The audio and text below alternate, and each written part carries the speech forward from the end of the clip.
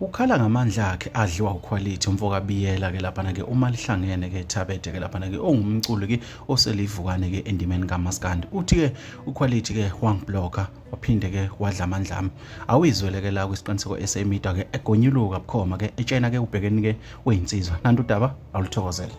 Sawubona Sipomoza bhekeni weyinsizwa zonke iphelele jikelele.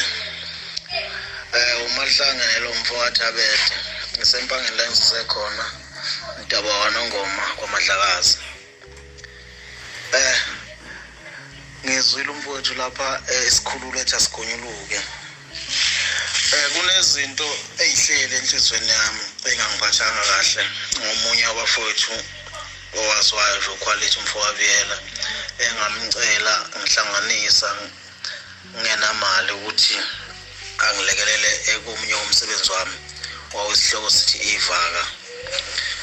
Okuthe kuhamba kwaba khona ingoma yami khona le ngoma kwakuyona ihit ethi dala ungishiyeleni engokungisuhlunga kakhulu ukugcina sekungathi eyakhe lapho ngithi noma ngihamba ngiyiperforma kuthiwa hawu ngisebenzisa ingoma kaquality nemsakazo emncane kubalwa nje oMaputa Land FM ngangiyizwa kuthiwa ingoma kaquality iyayikhatshwa nje impela iwina kuthiwa kaquality. Kwangizwisa ubuhlungu ke lokhu kudleka kwamandla ami ngamkhokhela ukuthi ngisebenze naye